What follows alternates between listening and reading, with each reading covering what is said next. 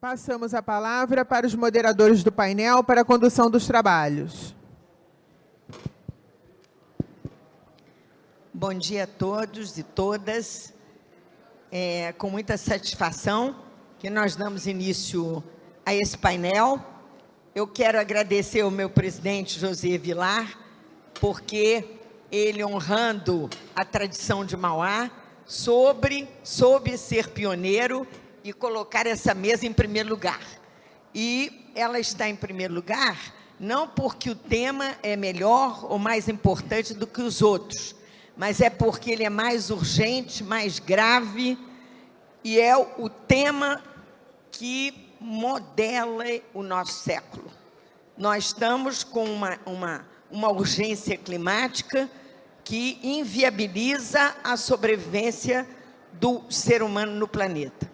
E essa mesa é uma mesa muito original, porque o que o presidente está nos propondo é discutir o impacto das mudanças climáticas na cidade do Rio de Janeiro do ponto de vista da economia.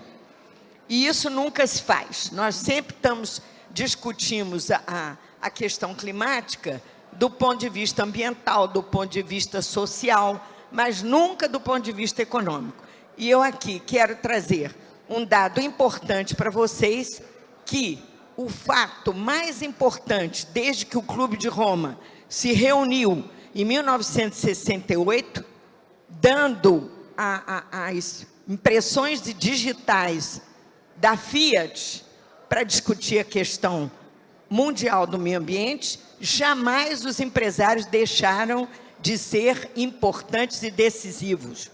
Seja com Morris Strong à frente de duas grandes convenções, seja com o Conselho de Desenvolvimento Sustentável. A ideia de desenvolvimento sustentável trouxe a economia para o debate e, portanto, o que nós vamos fazer aqui é discutir a questão da economia, o impacto da economia do ponto de vista das cidades. Nós temos aqui, eu tenho aqui Gabriel ao meu lado, que é presidente do Conselho de Energia e que está no centro do debate, porque a questão climática se resume a uma mudança do paradigma econômico e civilizatório do capitalismo moderno. Nós estamos em transição energética. E é esse novo modelo energético que nós temos que discutir e dar prioridade na Casa de Mauá, né? Temos aqui dois grandes urbanistas, portanto, a cidade do Rio de Janeiro é o que eles conhecem melhor, fizeram isso a vida inteira e estamos, logicamente, preocupados não só com os problemas de mitigação, isto é, da causa da tragédia, que é, na verdade, a emissão de gás carbônico na atmosfera, e para isso nós vamos ter uma visão inicial do Sérgio Bessermann, que conhece profundamente o assunto, e mais do que isso, tem sido o nosso baluarte, o nosso porta-voz para dar a dimensão real dessa tragédia. E temos ainda aqui, para completar essa mesa, uma Rejane, que vem de São Paulo, que trabalha com tecnologia, que tem uma grande experiência nisso e que está pensando nas Smart Cities. Sem querer precipitar o debate, eu garanto a vocês que a nossa cidade não é uma Smart City. Longe disso. Então, temos muito que avançar nesse território amado da cidade do Rio de Janeiro, onde o presidente diz que a gente precisa viver, ser feliz, atrair negócios, enfim, fazer tudo, porque essa cidade é uma cidade condenada ambientalmente. Segundo uma amiga minha que é budista, nós temos um karma, um conjunto terrível de karmas, porque, segundo a visão budista, cada vez que você aterra um pântano, destrói aterra uma lagoa, ou uma baía de Guanabara, ou arranca um pedaço de morro para fazer alguma obra que vai acabar com os pântanos, mas também mudar a configuração da cidade, você está, na verdade, criando um karma. E karma, minha gente, a gente paga. E o preço do karma é um mapa do Rio de Janeiro. Quando nós vemos o mapa que foi feito pela grande grupo de planejadores do escritório de planejamento da cidade do Rio de Janeiro, que fez o plano de desenvolvimento sustentável da cidade, presidente Vilar, é um susto. O mapa do Rio de Janeiro, 50% da área é de risco de inundação e 30% sujeita a calamidades, desabamentos. Então, é uma situação grave, as perdas econômicas, nós vamos ver aqui, os números são trágicos, mas eles vêm de fora. Nós não fizemos ainda a conta que deveríamos fazer. Só sabemos que os cálculos nos dizem que o mundo deveria investir US$ 1 trilhão para evitar as calamidades climáticas.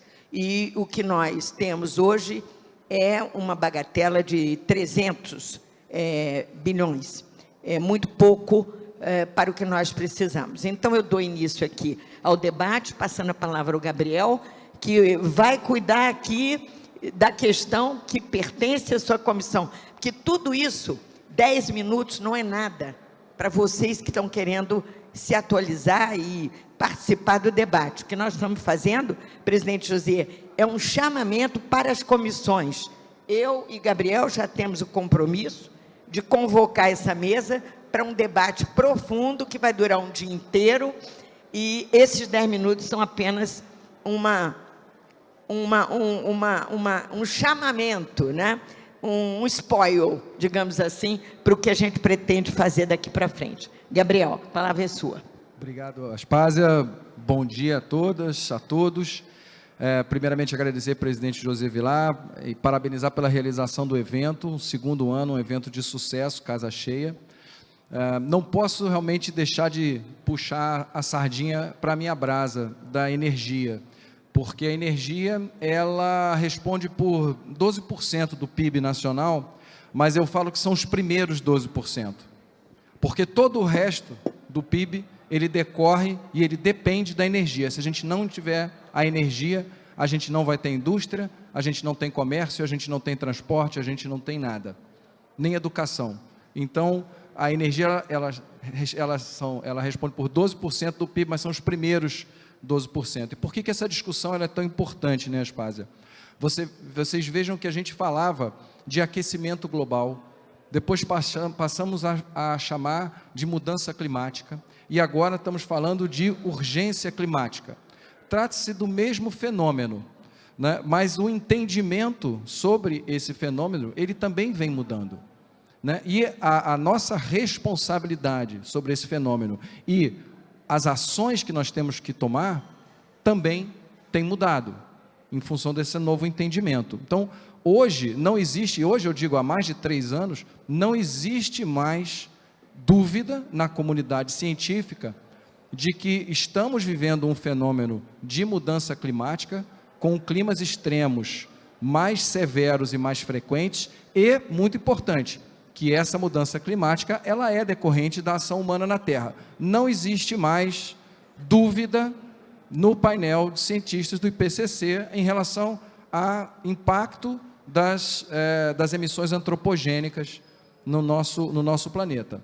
Agora, um outro entendimento muito errado é que não, o planeta está ameaçado, nós temos que salvar o planeta. O planeta vai muito bem, obrigado.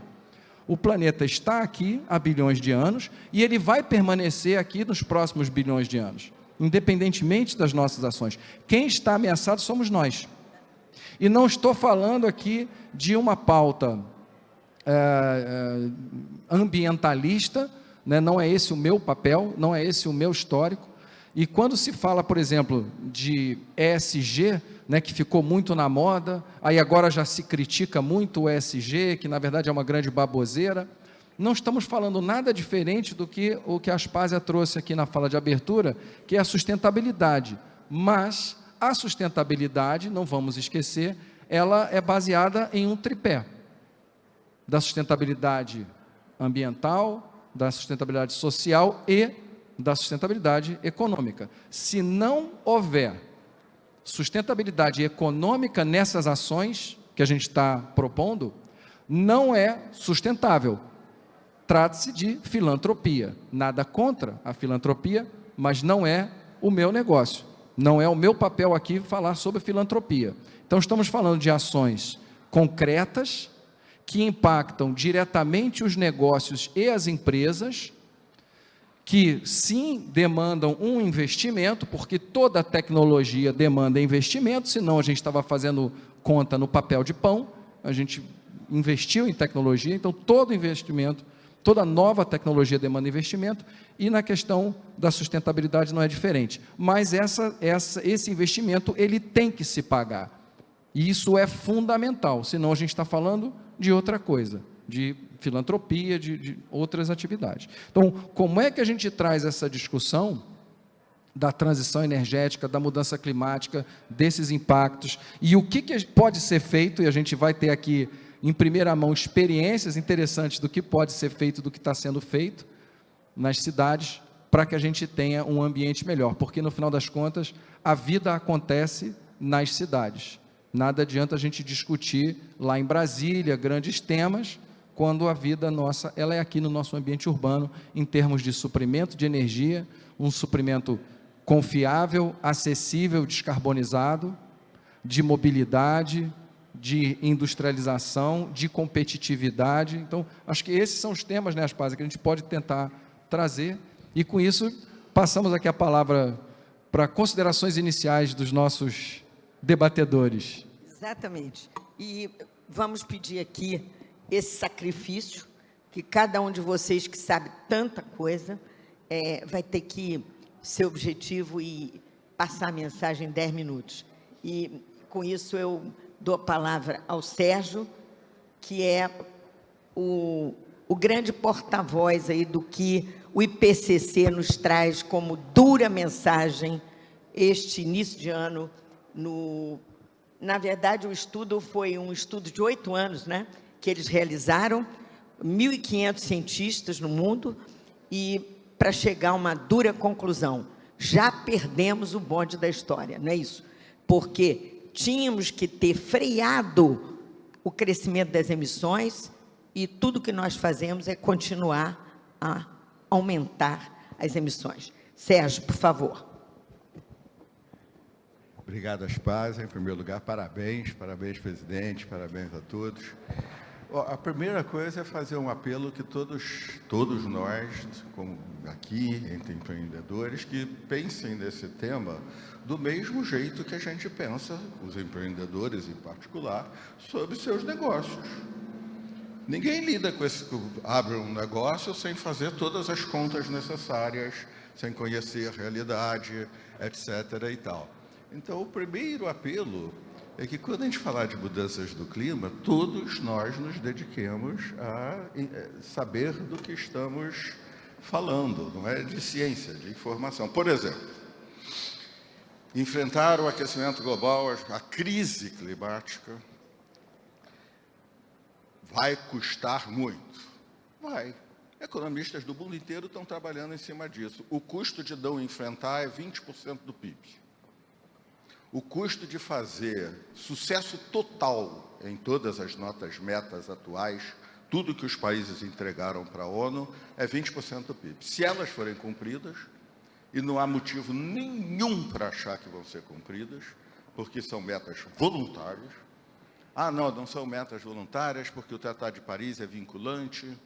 Então, tá bom, mas nós somos empreendedores, eu sou economista, são metas vinculantes. Qual o custo de não cumprir?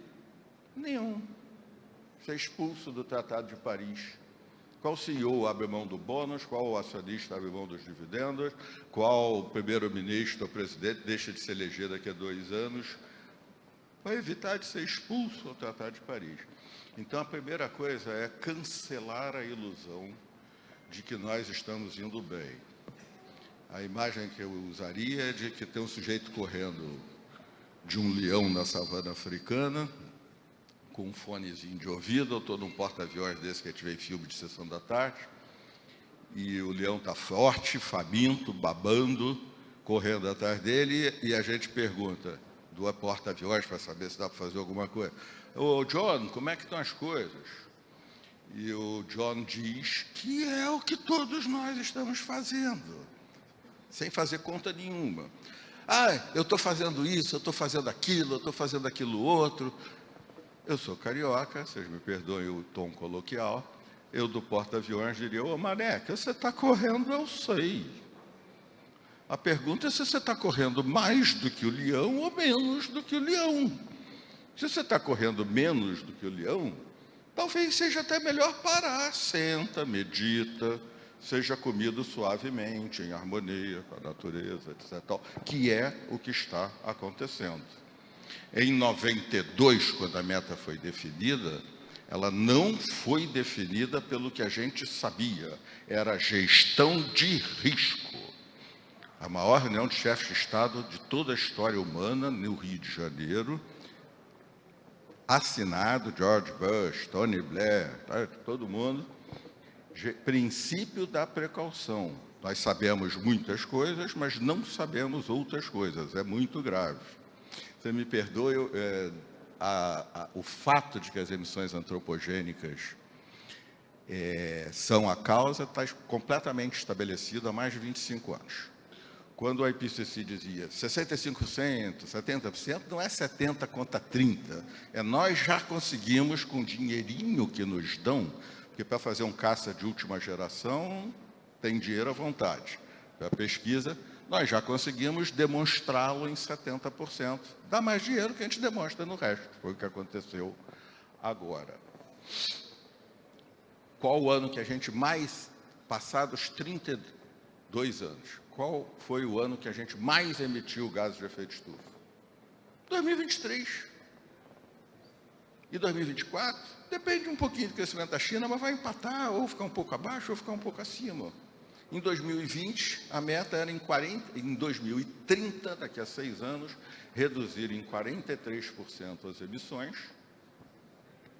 para ter alguma chance de fazer 1,5 e zerá-las em 2050.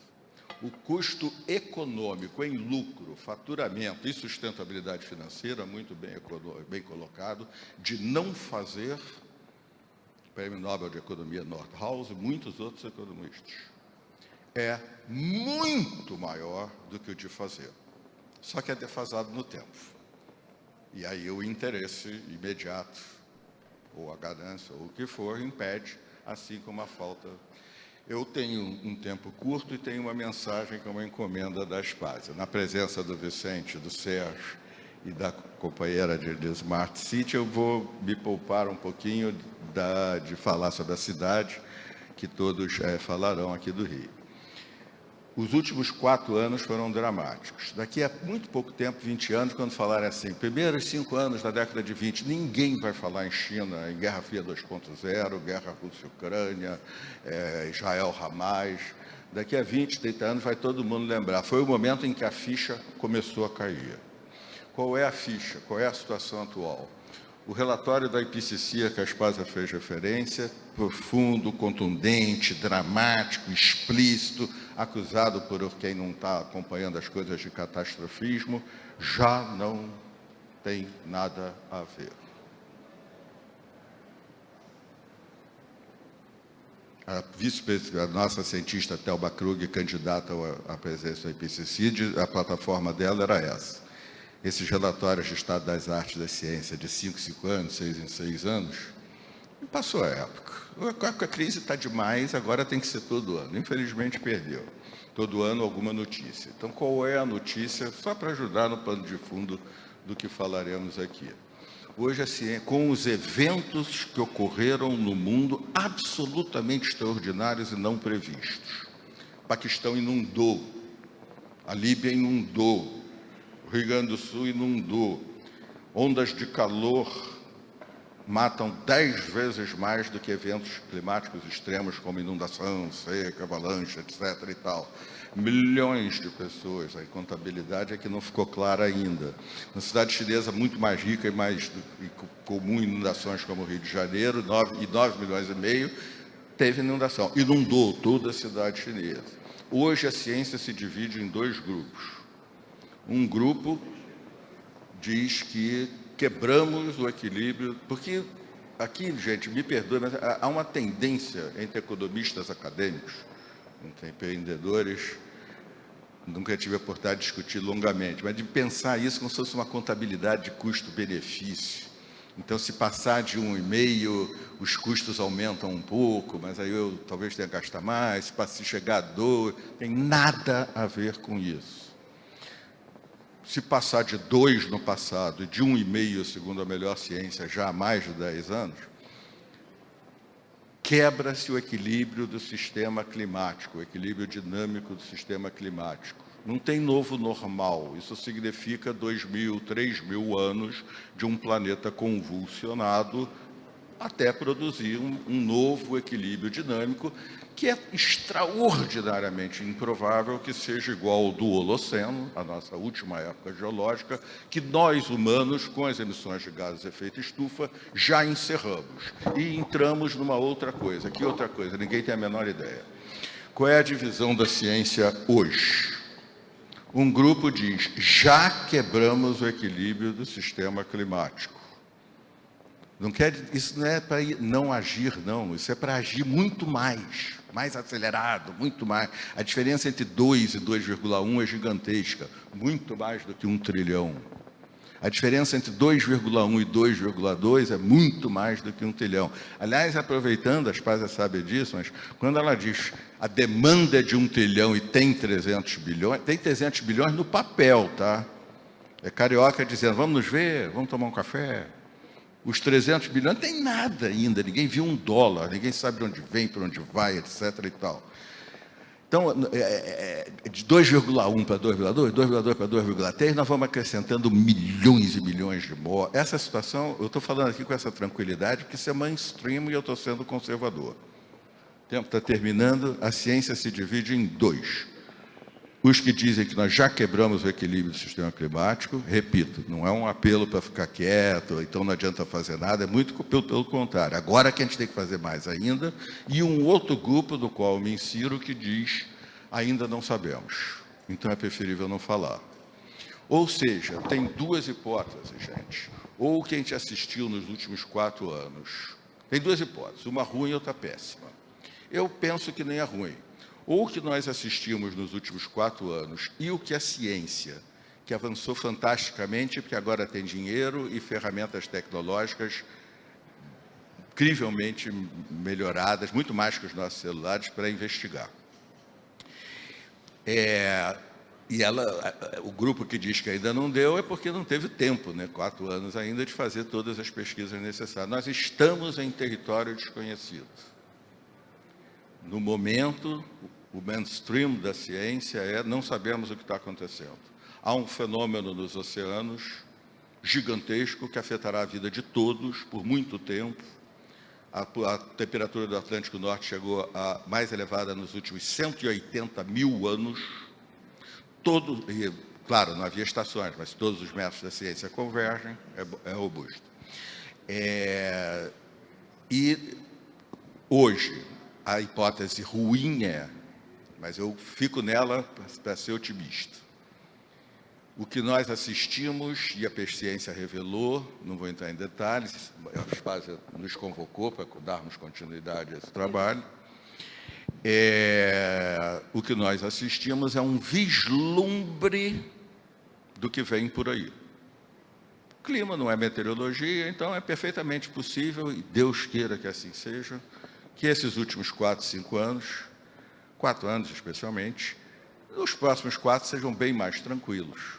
Ainda assim terá sido um vislumbre, porque a temperatura chegou a 1,5, não como temperatura média. Nós assistimos a pontinha do iceberg e descobrimos que a situação é extraordinariamente mais grave do que o próprio relatório do IPCC diz.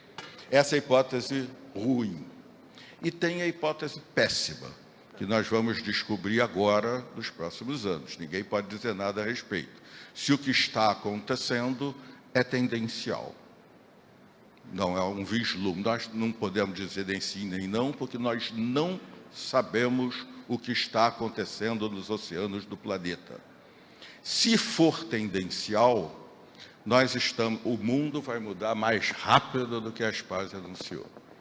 Então, o Rio de Janeiro e sua economia. No curto prazo, vamos ouvir todos, resiliência, planejamento, transformar os estudos, planejamento operacional, chega de papelada, quer dizer, chega não, quanto mais papelada melhor, mas vamos planejar num tempo, lei. Por que um investimento de infraestrutura pode ser feito sem que tenha obrigação de apresentar um estudo de impactos climáticos? Não só do que ele vai causar, mas do que a mudança do clima vai causar dele. Vocês me desculpem, eu ouvi o governador aqui, excelente palestra, falar do café de Minas. Há 15 anos atrás eu percorri Minas com o Eduardo Assad, o maior cientista brasileiro de agricultura e da Embrapa, informando Minas e Espírito Santo que café arábica acabou. Com o aquecimento do globo, o café de altíssima qualidade, com o aquecimento global, a flor é extremamente sensível à temperatura, não vai rolar. Duas hipóteses: se preparem, porque o café vai para o Paraná e não vai ter café de alta qualidade nenhuma em Minas, ou invistam pra caramba em tecnologia para tentar, com biologia sintética, engenharia genética, encontrar uma forma de salvar a chance de plantar coffea arábica do sul de Minas. O atual cafezal está condenado. Não vai estar aí. Então, o tempo esgotou e eu aprendo agora com os que me seguem. Obrigado. Obrigada, Sérgio. Como sempre, né? Você traz aqui os dados mais atuais e, logicamente, as cidades são 70% responsáveis pelas emissões. E isso é um problema. O segundo problema, Sérgio, é que a cidade foi construída contra a natureza. O homem, na sua grandeza, evolução tecnológica, civilizatória, foi destruindo aquilo que era incômodo e construindo o seu próprio mundo. E hoje o que nós vemos é que as cidades têm defeitos de fabricação graves, sociais e econômicos, que os mais pobres são os mais vulneráveis nessa guerra. Quem vai morrer primeiro, quem vai morrer mais, são os pobres, e você continuará para sempre sendo o nosso grande urbanista do Favela Bairro. Então, vamos pensar o que essa cidade tem para nos oferecer, como é que ela anda e como é que você vê esses novos desafios do clima. E antes de passar a palavra, eu peço a vocês para encaminhar as perguntas por escrito, que foi a decisão da Comissão de Organização para facilitar nosso debate. Muito obrigado. Muito obrigado, Aspásia. Agradeço ao presidente José pela organização deste encontro e cumprimento os colegas aqui da mesa e a todos vocês. Aspásia, você coloca imediatamente o tema do Rio de Janeiro e eu agradeço, e eu vou tratar um pouquinho sobre ele, claro. Mas antes eu gostaria de comentar, e como bem o Sérgio Bessermann nos explicou, o tema dos impactos climáticos é de tal magnitude que nos trouxe a compreensão da complexidade das interações indispensáveis para a gente entender o nosso mundo contemporâneo. E isso ficou ainda mais claro para todos nós com a pandemia. Nós vimos que as nossas ações são interdependentes. Não dá mais para nós tratarmos os nossos temas setorialmente apenas. Então, quando estamos tratando da economia do Rio de Janeiro, eu gostaria de situar essa complexidade e a absoluta necessidade dela ser entendida como um dos elementos importantes que articuladamente constroem o mundo contemporâneo, mas que a sua visão assim da economia, como do transporte, como da mobilidade, como da habitação, se não for visto de um modo integrado, as suas repercussões, os seus alcances ficam muito limitados. Nós estamos tratando no âmbito mundial, como o Sérgio e a Aspásia e o Gabriel trouxeram, mas o Brasil tem 85% da população morando em cidades. O Rio de Janeiro, o estado do Rio de Janeiro, tem 96% da sua população morando em cidades. O conjunto das cidades brasileiras ocupa menos de 0,5%, de 0,05% do território nacional. No entanto, o sistema de mobilidade das cidades brasileiras, calçado, sobretudo, no transporte individual, é responsável pela emissão de 70% do CO2 no país. 70% do CO2 resulta do transporte individual das nossas cidades. E na última pesquisa da CNT, que foi publicada recentemente, nós vimos um fator interessante, preocupante. Entre 2018 e 2023, a demanda por transporte coletivo nas cidades grandes caiu quase a metade, enquanto o consumo de transporte individual cresceu quase o dobro. Isso é uma política que o Brasil vem exercitando desde meados do século passado. O Brasil gasta, ao invés de investir, gasta 14 vezes mais em transporte individual do que em transporte coletivo. O Brasil, o país como um todo, 14 vezes mais. Essa política que começou no meado do século passado, permitiu que as cidades se expandissem de um modo como uma mancha de óleo, sem estrutura.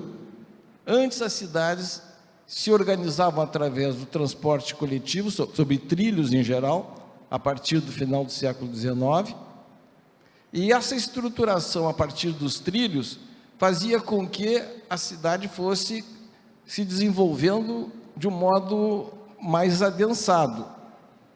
Enquanto que, na mudança do paradigma para o transporte individual, sobretudo para o transporte rodoviarista, a cidade passou a ocupar outros territórios com muito menos condições de infraestrutura. Ao mesmo tempo, então essa é uma primeira política. Uma segunda política é a falta de financiamento habitacional para a construção das cidades brasileiras. Nós construímos 35 vezes mais domicílios desde meados do século passado até agora. É uma enormidade que o mundo todo proporcionalmente não experimentou. E essa mudança se deu com o esforço da família para construir sua casa. 80% das casas construídas no Brasil contaram exclusivamente com o recurso da família, e a família é pobre.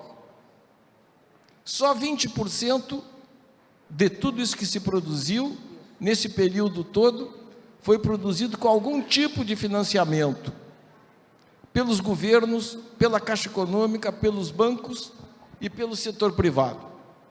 Portanto, 80% foi construído do modo possível. Esse modo possível é numa expansão da cidade para áreas não infraestruturadas, para áreas onde se constrói mais miséria do que cidade. É um segundo aspecto que precisa ser considerado se nós quisermos uma cidade menos desigual, uma cidade mais equitativa e uma cidade que ofereça melhores condições para o desenvolvimento econômico. Porque um terceiro fator associado a esses dois se dá justamente na impossibilidade dos governos atenderem às demandas resultantes desta expansão muito maior do que a expansão demográfica. Isto é, a cidade cresce, ocupando o território, numa participação quase 3 vezes maior do que seria a demanda demográfica. E a demanda demográfica agora tende a zero. Nós não estaremos crescendo em população. A cidade do Rio de Janeiro, a cidade metropolitana e as cidades brasileiras não crescerão. No entanto, o número de domicílios crescerá mais da metade, até nesta geração. Se nós continuarmos com o mesmo modo de enfrentar os desafios de mobilidade, de financiamento habitacional, etc., nós estaremos construindo mais cidades, ou mais ocupação de cidade, com menos gente. Porque se a população é a mesma e a cidade se expande, é sinal de que a população que mora nos bairros consolidados sai daqui para ir para lá. E quando isso acontece, é mais empobrecimento da própria cidade. Finalmente, o terceiro aspecto que eu gostaria de destacar é que essa expansão com densidade enfraquecida, com infraestrutura inexistente e com moradias precárias, produz uma insuficiência de tratamento dos governos para oferecer os serviços públicos e as infraestruturas indispensáveis. E quando o governo claudica, o espaço é ocupado por quem tem poder.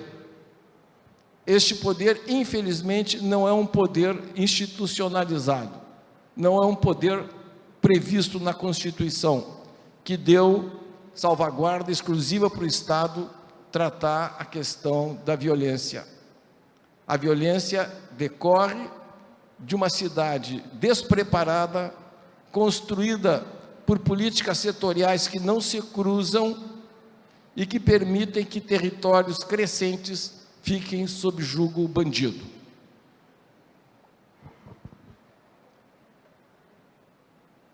Este é um panorama que todos conhecem, eu não preciso enfatizar ainda mais do que já falei aqui. O que eu posso dizer é que o Rio de Janeiro tem muitas possibilidades de que condições muito melhores possam ser asseguradas no médio e no longo prazo. Nós temos infraestruturas importantes de mobilidade que podem ser transformadas, nós temos condições de centralidades muito ricas que podem ser privilegiadas e estão algumas delas sendo privilegiadas, o que faria com que os vetores centrípetos de expulsão da população possam ser contidos, e a despoluição da Baía de Guanabara é um dos vetores importantes para que essa contenção da expansão seja oferecida. E com isso, finalizo dizendo que se o Rio de Janeiro, historicamente, se beneficiou de ciclos econômicos muito poderosos, o primeiro ciclo do ouro, que fez com que se transformasse em capital, depois o ciclo do café, depois a própria condição de capital federal e, recentemente, o ciclo do petróleo. Eu diria que nós precisaríamos construir nessa nova cidade, capaz de ser produzida no médio e longo prazo, se quisermos, nós teremos que ter condições de criar um ciclo de distribuição das potencialidades para todo o território, para que todas as pessoas que desejam empreender tenham oportunidade de empreender no lugar onde estão, para que a Zona Norte, para que a Zona Oeste, para que a Baixada Fluminense permita que os seus moradores, que têm uma iniciativa produtiva, se animem, Sérgio, produzam, já vou terminar, produzam com segurança, com garantia, e que aquela pequena empresa tenha condições, em alguns casos, de ir progredindo e se transformar numa economia múltipla, como disse aqui o governador de Minas Gerais, em relação ao café, em relação ao queijo, em relação a outros produtos que nós, no caso do Rio de Janeiro, temos de modo diferenciado, mas que farão com que a nossa cidade, o nosso estado, possa enfrentar os próximos tempos, aproveitando esse desafio que as mudanças climáticas e as urgências climáticas nos trouxeram, a compreensão de que nós precisamos traçar políticas que sejam articuladas, interdependentes, e não podemos mais apostar só nas políticas setoriais. Muito obrigado. Obrigada, Sérgio. Foi espetacular, porque, embora a questão climática seja um a mais nisso tudo, se nós não tivermos uma cidade orgânica, né, nós não vamos conseguir neutralizar essas ameaças, né, que são inúmeras, porque a cidade foi construída numa área que não era propícia à ocupação, né? Muitos pântanos, muitas áreas assim insalubres, né? Nós descobrimos agora 3 rios soterrados na Baía de Guanabara, ali na região de Xerém, que a Baía chegava quase que até Xerém e sumiu, os rios sumiram, porque os nossos governantes tinham medo, né, dessas áreas insalubres. E nós temos uma história amarga de 2 grandes homens que quiseram aterrar a Lagoa Rodrigo de Freitas, com medo dos micróbios, né? Um foi Oswaldo Cruz, nos anos 1880, e o grande Lúcio Costa. Felizmente, Capanema achou que era muito caro, mas ele queria construir a universidade dentro da lagoa. E Agache também. Então, a cidade tem os seus vícios de origem, e eu queria agora que o Vicente, que fez o plano de desenvolvimento urbano da região metropolitana do Rio de Janeiro, nos falasse um pouco sobre isso, porque um dos capítulos desse plano foi a Bahia Reinventada, que é uma grande conquista que nós temos recente, né, de trabalho muito positivo do ponto de vista da segurança da cidade. E, Vicente, a palavra é sua. Obrigado, Aspásia. Bom dia ainda, bom dia a todos e todas. Quero agradecer ao presidente José a oportunidade, cumprimentar aqui as pessoas dessa mesa. Eu queria, Aspásia, em primeiro lugar, me concentrar nos impactos sobre o território, no caso da cidade e da região metropolitana. Eu acho que, na medida em que as perspectivas, como disse o Besserman, são para lá de preocupantes, e que a gente tem assistido e percebido, né, o aumento da intensidade das chuvas, o aumento do nível do mar. Então, eu gostaria de, inicialmente, me concentrar nesses aspectos. Quer dizer que os deslizamentos de encostas, as inundações, as enchentes, vão continuar a acontecer, como sempre aconteceram por aqui, por esse território, devido às suas fragilidades, mas também por conta dessas mudanças. E isso significa que nós vamos ter os problemas que temos aumentados, e os gastos e os custos com eles também ampliados. Eu falo de quê? Falo de desalojados, desabrigados, aluguel social, destruição de infraestrutura,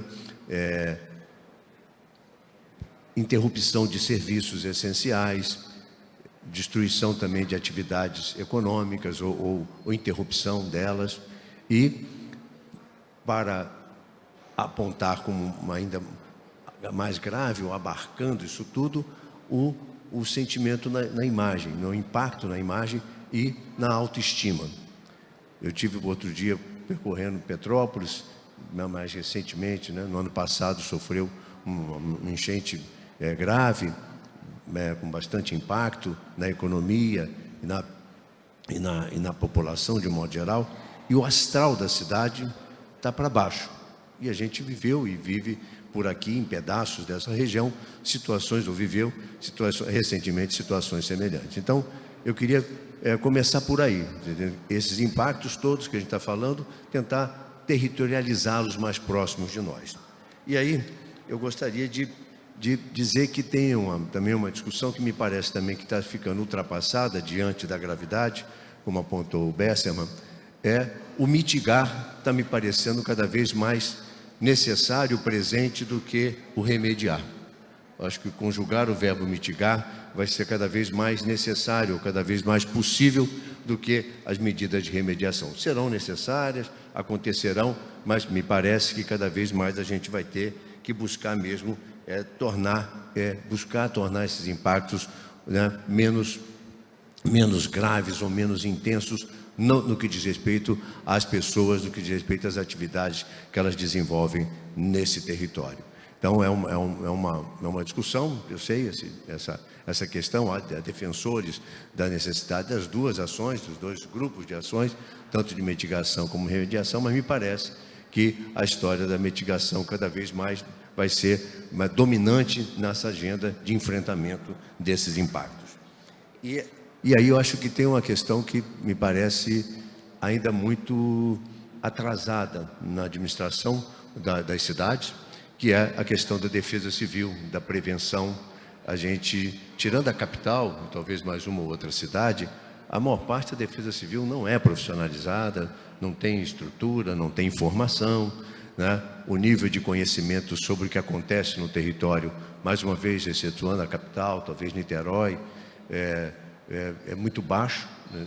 As pessoas não registram, né? não acompanham, né? Como acontece, por exemplo, com uma cidadezinha no interior da Alemanha, que tem uma torre de uma igreja, que todo ano, toda vez que acontece, eles marcam na torre onde foi a enchente, para não esquecer, para as pessoas tomarem ciência e ficarem atentos a essa situação recorrente. E agora, mais recentemente, elas têm superado em quantidade, em frequência, todas as enchentes que são marcadas desde 1500. Então, desde o século XVI. Então, eu acho que essa questão do fortalecimento da defesa civil, do papel da prevenção, é importante, e acho que isso é uma questão política, né? É preciso que a política, né, os atores da política se convençam da importância, do significado e inadiável desse fortalecimento dessas atitudes para que a gente possa reduzir morte. Principalmente, eu destacaria que é fundamental reduzir o número de mortos e das perdas materiais também. Reduzir mortos, em primeiro lugar, como prioridade, e depois reduzir as perdas materiais que atingem os negócios, que atingem as atividades educacionais, de prestação de saúde, da mobilidade. Então, são atitudes que a gente precisa forçar a consciência da mudança de comportamento dos atores políticos e da sociedade. No caso aqui do Rio de Janeiro, da região metropolitana, eu acho que tem eu vou fazer uma brincadeira, me permita, José, mas é no sentido de alertar também, pegando a carona aqui no Besserman e na fala do Sérgio Magalhães. A gente precisa reduzir ao máximo ou extinguir o DEGEL. O DEGEL é o departamento, eu chamo de enxugar gelo. Eu vou me explicar. Como disse o Sérgio, a gente está vivendo aqui, o Magalhães, a gente está vivendo aqui, no Brasil, de um modo geral, uma redução da população. No caso da região metropolitana, houve uma redução para mais de 500 mil no conjunto de municípios que compõem a região neste século, de 2000 para cá. Quase 1 milhão. Então, a região tinha 13 milhões em torno e hoje tem 12 milhões. Nos últimos 10 anos, cresceu e reduziu 200 mil, aproximadamente. Então, isso é um fato. E isso é bom, do ponto de vista de redução de demandas não atingidas ou ainda não enfrentadas. Mas, por outro lado, a gente tem isso que o Sérgio Magalhães citou, e que aqui, no caso do nosso território, o crescimento da área comprometida com a urbanização cresceu, não se tem precisão, isso é lamentável, né? Mas a gente deve estar ali em torno de 7%. Eu não falo com precisão porque, infelizmente, a gente não tem esse acompanhamento de toda a região como deveríamos, no sentido daquilo que vai sendo engolfado, engolido pela expansão urbana nos territórios desses municípios, principalmente no extremo leste e no extremo oeste. Os municípios que mais cresceram territorialmente nesse período foram Itaguaí, Itaboraí, Maricá, então áreas de expansão territorial mais acentuada. Mas não só eles, todos, de um modo geral, cresceram, só não cresceu Nilópolis, São João de Meriti e Mesquita, porque não tem território para crescer. O resto, todos se expandiram. E a essas taxas, nós reduzimos a população, né, da ordem de 1 milhão de habitantes, de 13 para 12 milhões, grosso modo, crescemos 8%, crescemos o território em 7%, e agora o mais grave, o número de domicílios.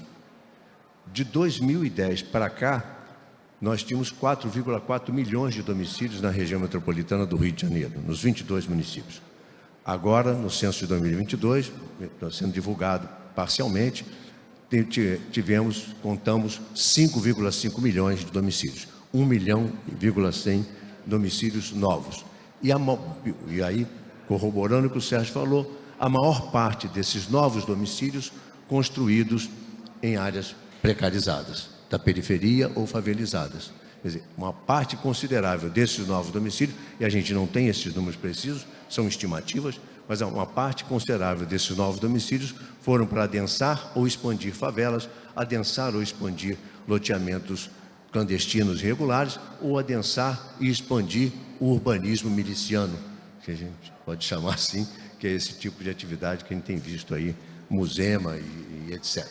Então, essa para mim são as duas questões as questões que eu gostaria de chamar a atenção. Isso se dá e continuará acontecendo. Uma série de mudanças comportamentais da sociedade apontam para essa necessidade de expansão dos domicílios.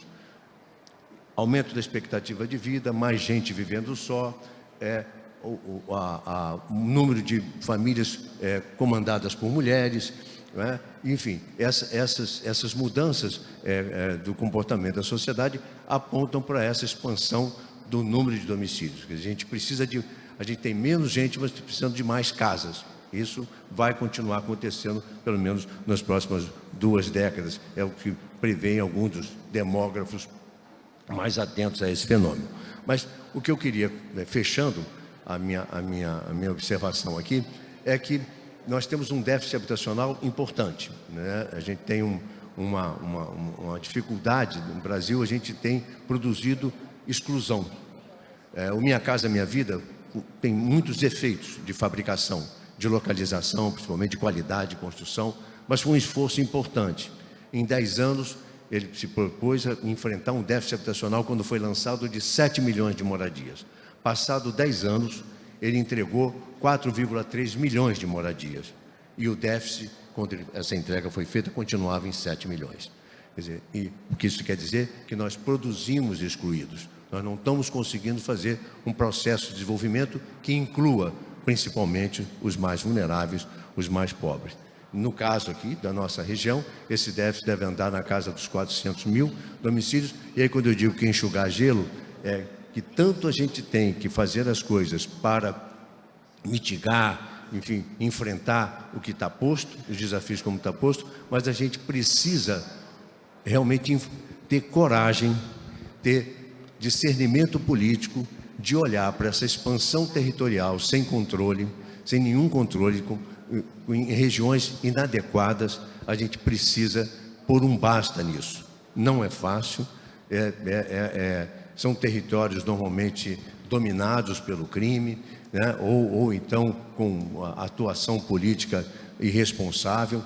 Vou citar um exemplo concreto desse. Nas últimas chuvas que atingiram aqui a Baixada Fluminense, uma das razões de a enchente ter sido tão agravada é que um polder construído com recursos do Banco Mundial nas margens, na foz do rio Sarapuí, esse polder no município de Caxias, uma obra de engenharia, um território mais baixo que retém a água para que ela possa dar tempo da vazão, né, ser regulada, se for possível dela ser regulada.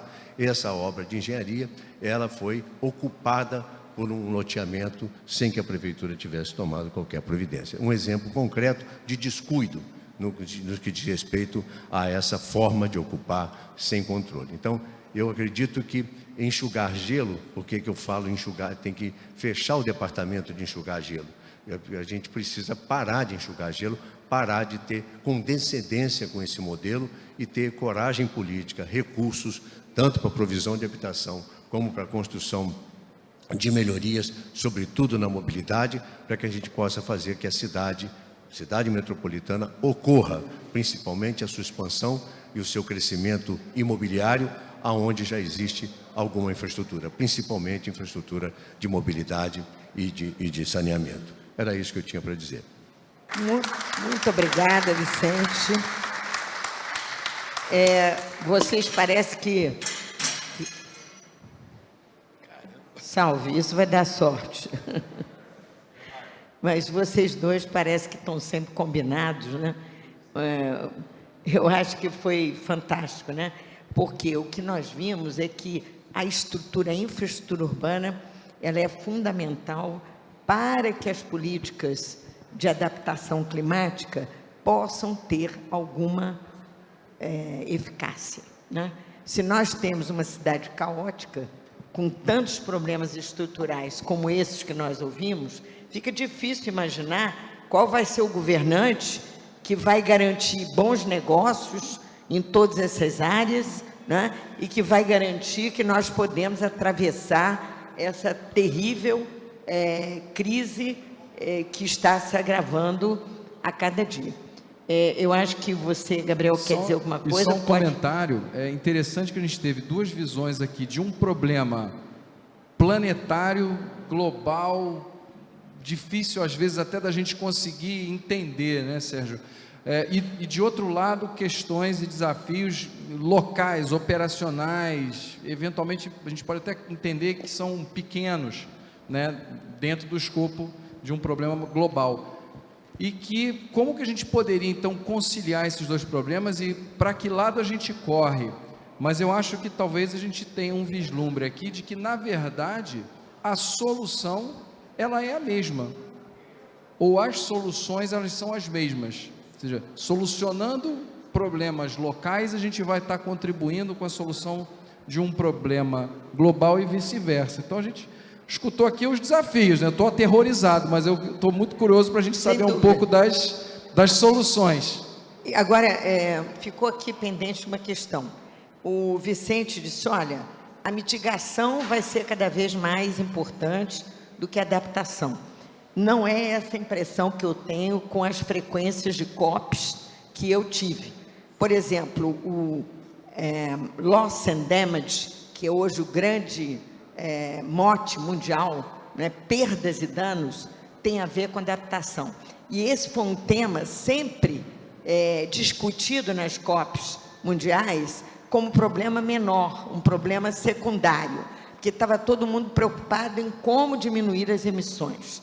E o que nós vemos agora é que, diante do quadro que o Sérgio apresentou, agravamento climático, né, nós vemos que o intervalo desses acidentes de várias naturezas, né, inclusive das ondas de calor, a gente subestima a onda de calor. Nós somos as maiores vítimas, o Rio de Janeiro, das ondas de calor, porque pega a cidade inteira, praticamente. 80% da cidade estará sujeita a crescentes ondas de calor. Mas isso mata os idosos, desidrata as pessoas, cria colapsos de todas as naturezas, né? Até a interrupção das escolas e dos serviços básicos. Então, eu acho que a adaptação hoje se transformou num caso gravíssimo. O dinheiro da ONU está até hoje, nunca foi gasto, o tal do fundo do Loss and Damage, que era de 100 bilhões de dólares, na Conferência de Copenhague, isto é, em 2010, até hoje ninguém viu a cor desse dinheiro, e o problema, como disse Sérgio, ninguém paga, ninguém vê, né? O nosso PAC dedica 6% do orçamento previsto para mudanças climáticas. Foi atropelado pela situação no Rio Grande do Sul E nós vimos que quem planejou este plano, né, parece que não funcionava bem. Mas eu queria aqui fazer uma ressalva. Eu acho que nós não poderíamos ser injustos com a prefeitura, no sentido de que o Rio de Janeiro hoje apresenta iniciativas inéditas no Brasil. O primeiro foi o Centro de Operações, que está muito precário do ponto de vista tecnológico, avança devagar. Quando ele foi criado era uma ilusão, mas é uma iniciativa importantíssima, porque você monitora as chuvas e evita as mortes, né? O outro problema é que o Rio, por conta das tragédias da década de 60, 80, criou a GeoRio, que é uma poderosa empresa pública. Só que a GeoRio está perdendo dinheiro. O orçamento da GeoRio esse ano foi menor do que o ano passado, quando devia ter aumentado. Então, esse é um problema. E, por último, falando de mitigação, o Rio de Janeiro é a única cidade do Brasil, e das pouquíssimas no mundo, que tem um inventário feito pela COP de emissões anuais. E agora, era feito pela COP, agora o Pereira Passos está fazendo diretamente esses estudos. Isso significa que a gente sabe que, mais ou menos, a tragédia está dividida entre o transporte, a energia, sobretudo as construções, né, os prédios e as áreas de ocupação imobiliária ou comercial. Nós gastamos energia demais, a eficiência energética é muito precária. Então, e por último, transporte, e energia e lixo, né? O Rio de Janeiro e o Brasil têm uma dívida colossal com os resíduos sólidos. Nós estávamos ontem mergulhados, o doutor Josier esteve presente na reunião. Nós não temos reciclagem no Brasil, porque não temos empresas que possam logisticamente absorver esses resíduos.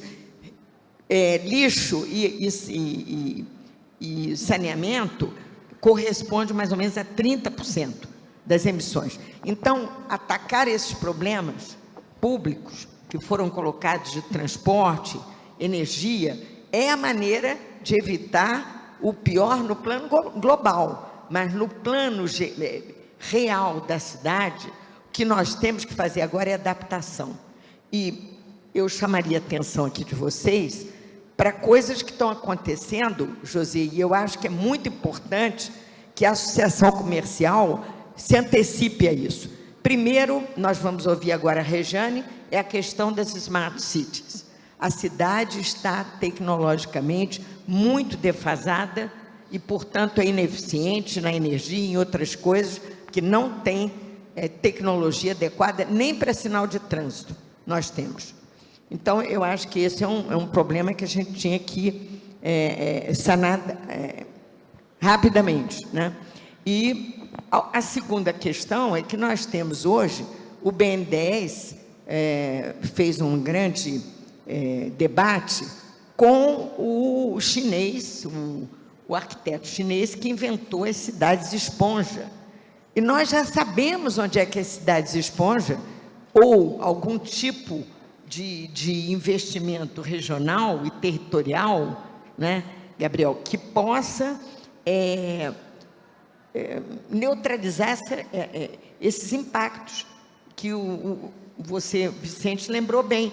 Quer dizer, áreas que estão sendo construídas por milícias, que são áreas altamente problemáticas, que deviam ser parques aquáticos e outras soluções dessa natureza, e que, portanto, poderiam nos dar uma saída honrosa para a questão da adaptação. Eu passo agora a palavra à Rejane. Boa tarde a todos, muito obrigada, presidente, pelo convite. Adorei fazer parte dessa mesa aqui. E assim, estou trabalhando com muita profundidade nesses assuntos todos que foram falados aqui há cerca de 10 anos. Só tem uma solução: educação. Tudo isso que foi discutido aqui passa pela educação. Nós criamos lá na faculdade, na Facens, em Sorocaba, já fica aqui o meu convite para que todos vocês nos visitem, um laboratório vivo de cidades inteligentes, humanas e sustentáveis. O que nós fizemos? Começamos do começo, olhando toda a parte do que dizia lá as ODSs, lindas, maravilhosas e blá, blá, blá, maravilhoso. Na prática, zero. O que nós fizemos? Começamos a trabalhar com os nossos alunos no conceito do que é que nós teríamos que fazer ali dentro. Em 10 anos, conseguimos reduzir todo o resíduo da faculdade em 98%. Somos autônomos em água, temos geração de energias limpas. Estamos trazendo tudo que foi falado aqui em questão: saúde e qualidade de vida, meio ambiente, mobilidade e segurança, tecnologia da informação e comunicação, educação, cultura e artes, toda a parte de transportes, de mobilidade, de segurança e de governança. O que se precisa fazer nesse país é parar de brincar. É isso. Esse não é um problema do Brasil. O que está acontecendo é um problema global. Não é um problema do Rio de Janeiro, não é um problema de São Paulo, não é um problema da humanidade. Ou a gente para, ou não tem mais para brincar aqui, porque o país acabou. O mundo acabou e tudo parou. Então, o que a gente tem que fazer? Colocar o negócio como tem que ser visto. Estamos todos ameaçados de morte e de extinção. Ponto. O que é que você vai fazer com o seu filho recém-nascido?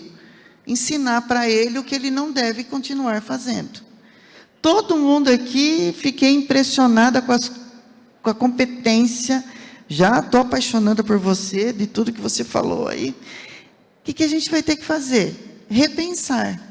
Olhem a cidade do Rio de Janeiro aqui, pertinho. Vocês têm um VLT passando no meio. Ontem eu vi uma série de bicicletas andando aqui. Ontem eu vi muitas pessoas caminhando. Ontem eu vi pessoas que estavam aqui utilizando modais que eram em grupo. O Rio de Janeiro todo mundo critica, mas nós temos um core aqui que ganhou prêmio ontem, em São Paulo, no Connected Smart Cities, de cidades inteligentes. Então, de novo, o que eu tenho que fazer? Olhar a educação básica, pegar a criançada, começar a ensinar a criançada, começar a ensinar a descartar corretamente, a reusar, a reutilizar, a reduzir, a reciclar, a recusar. Ensinar aquilo que os nativos digitais estão chegando, sabendo muito mais do que todos nós. Eles têm um chip adicional. E isso vai impactar diretamente nos nossos negócios. Eles não vão comprar aquilo que nós queremos vender. Eles vão repensar. Eles são diferentes. Sabe por quê? Porque eles estão vendo o que está acontecendo na vida deles. A pandemia foi um problema que foi uma solução. Nos mostrou exatamente para onde estamos caminhando. Estou voltando do México, na semana passada, onde eu faço parte de um grupo de pesquisadores do mundo pensando no local, que é exatamente o que foi discutido aqui. Como é que você pode resolver problemas locais pensando de forma global? Se nós formos ver, os problemas são exatamente os mesmos no mundo inteiro. Então, se nós mexermos na base, que é a educação básica, que é o respeito humano, a ética, a moralidade, não há como não dar certo. O problema é o jeitinho brasileiro. Eu trabalho há 40 anos com tecnologia, com inovação, com tudo isso que a gente discute aqui. Não temos problemas de tecnologia. Vou dizer para vocês, não temos problema de falta de dinheiro. Eu trabalhei no Ministério da Ciência e Tecnologia, Temos dinheiro, o que nós não temos? Projetos. Por quê? Porque falta gente competente para sentar e querer resolver sem tirar o seu, sem pegar o seu.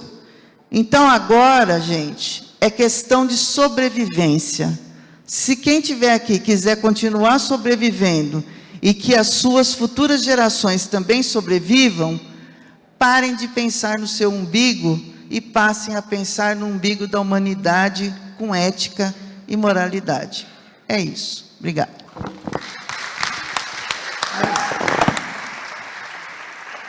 Eu acho que não podíamos ter terminado essa rodada, né, Gabriel? Melhor do que terminamos, né? Com um recado, você me desculpe, bem feminino, né? Vamos investir em pessoas, vamos investir na formação das pessoas para esse novo mundo muito difícil, que não é mais o mundo desses 100 anos de abundância que nós vivemos.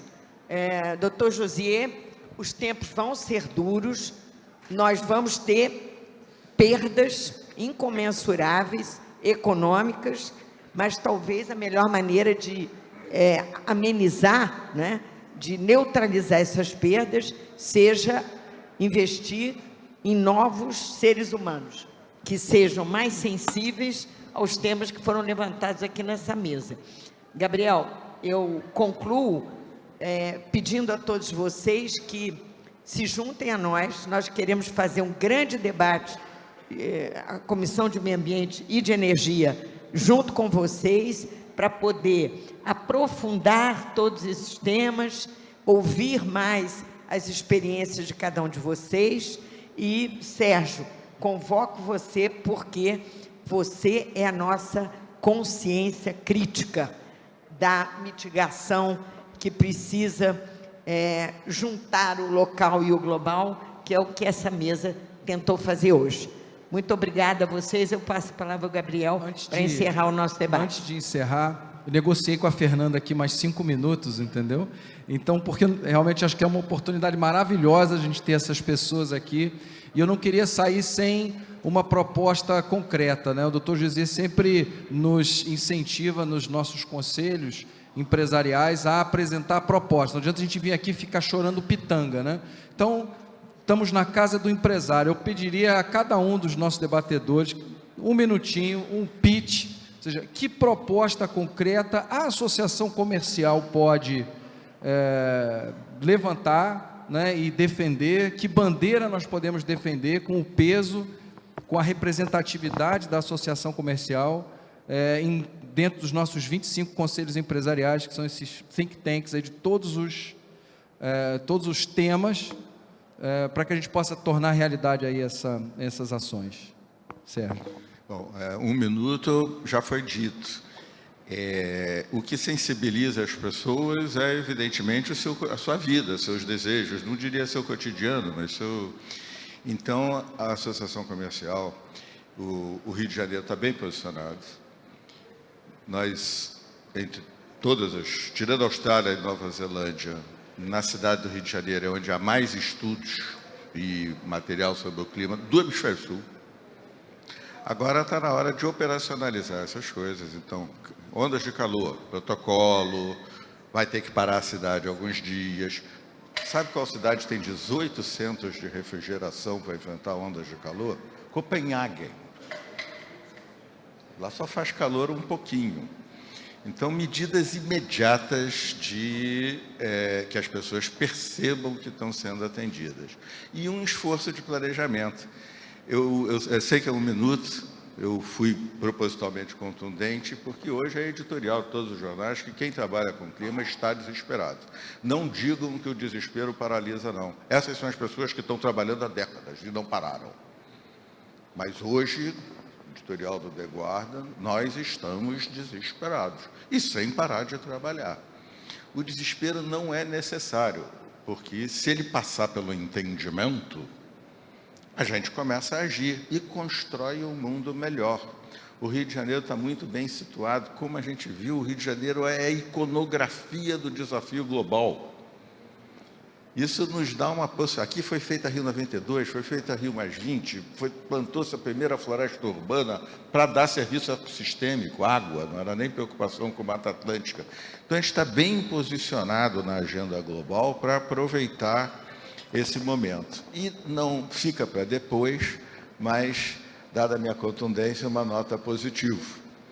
Há algum tempo atrás, Zé da Veiga, maior economista ecológico do Brasil, eu, modestamente, Sérgio Abranches, o grande cientista político, publicamos um paper que continua atualizado, 2009.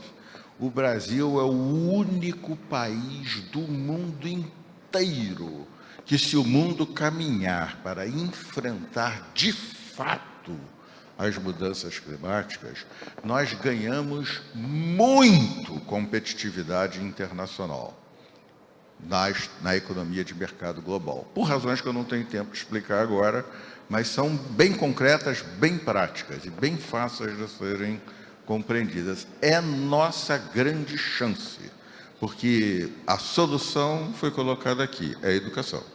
Mas a educação leva um tempo para impactar na produtividade do trabalho, na economia. E aí Deus nos deu uma ponte, uma situação global calamitosa, mas que, se o mundo embicar, o Brasil e o Rio de Janeiro estão muito bem posicionados para, numa nova civilização não fóssil, sermos extremamente mais competitivos que hoje, por motivos que, na sequência dos debates, nós continuaremos. Presidente, uma sugestão.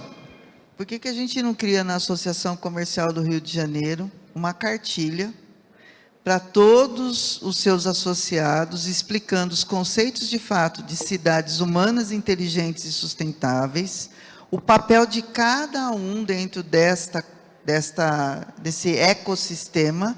Nós temos visto o varejo já preocupado com o descarte, economizando no plástico, fazendo um pouco de reuso dos seus resíduos. Por que a gente não cria aqui um grupo de estudos que vai impactar desde o pequeno varejista até o grande varejista, chamando a atenção dele para esses conceitos das cidades inteligentes, humanas e sustentáveis e o impacto nos negócios a curto, médio e longo prazo? Eu acho que aí a gente deixa um legado. Eu vou querer dar um palpite também e sugerir seguro climático, que é a grande palavra de ordem que o mundo inteiro está mobilizado por isso. Porque olha o que aconteceu no Rio Grande do Sul, ninguém tinha seguro, né? Então, esse ramo dos seguros, eu acho que tem muito a ver com a associação comercial, e os empresários poderiam ser protagonistas dessa saída, né? Esse alívio que nós poderíamos ter para amenizar a crise climática.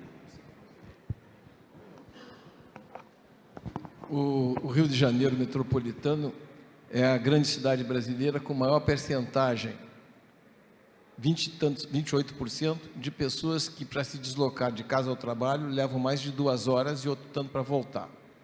No entanto, o Rio de Janeiro metropolitano também é a cidade do Brasil com o melhor sistema ferroviário metropolitano, com mais de 240 quilômetros de extensão, que está sucateado. A transformação do sistema de trens em metrô de superfície alcançaria 75% da população metropolitana e aumentaria a qualidade de vida extraordinariamente da população como um todo, as oportunidades de negócios, inclusive, e o bem-estar pessoal e social, por preços ínfimos, comparando com o que se gastou, por exemplo, na linha 4 do metrô. A minha proposta, que não é minha, é do Conselho de Habitação e Desenvolvimento Urbano, é que a Associação Comercial lidere uma campanha de transformação do trem em metrô no começo, da Estação Central do Brasil até Deodoro. São 24 bairros, 400 e tantas mil pessoas dependentes, por um preço muito baixo e que, em questão de um ano e meio, pode se transformar.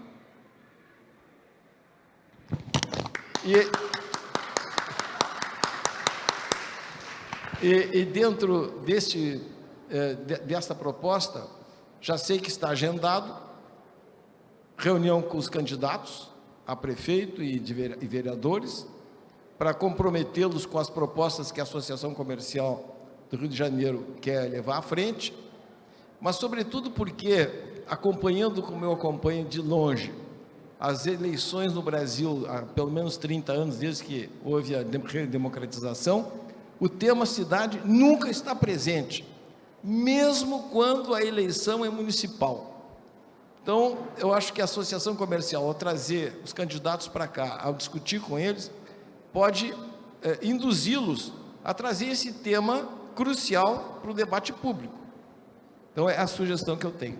Obrigado. E você não se esqueça de que, com isso, você abateria uma enorme quantidade de CO2 na atmosfera. Sim, claro.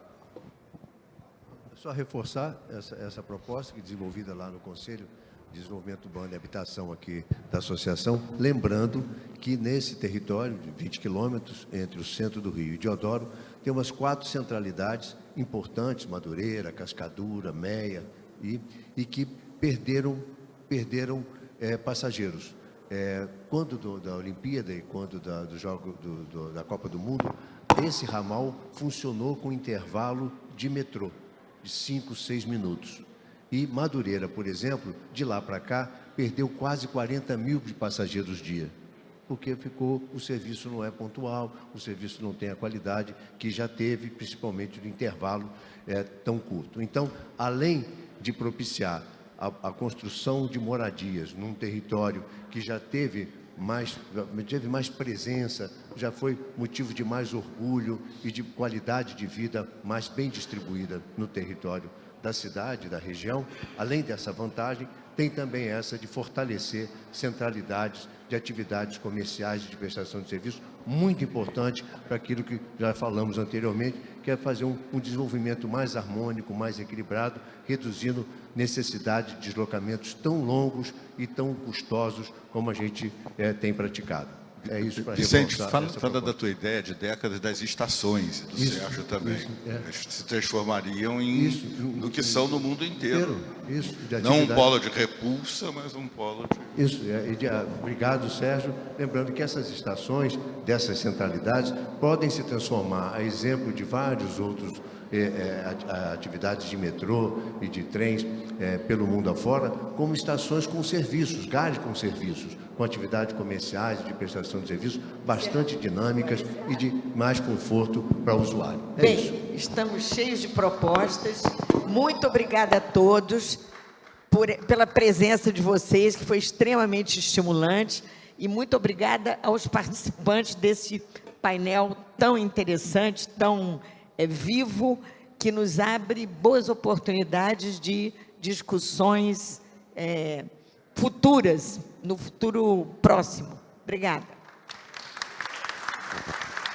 Bom, a única coisa que eu vou falar é o seguinte, antes de encerrar, as ações são individuais. A gente fala aqui de desafios globais, mas as ações elas são individuais nas nossas empresas, nas nossas vidas. Então, convido a todos que peguem os seus resíduos e depositem no sistema de coleta lá embaixo no térreo. Já podemos aproveitar então a fazer a nossa parte. Muito obrigado a todos.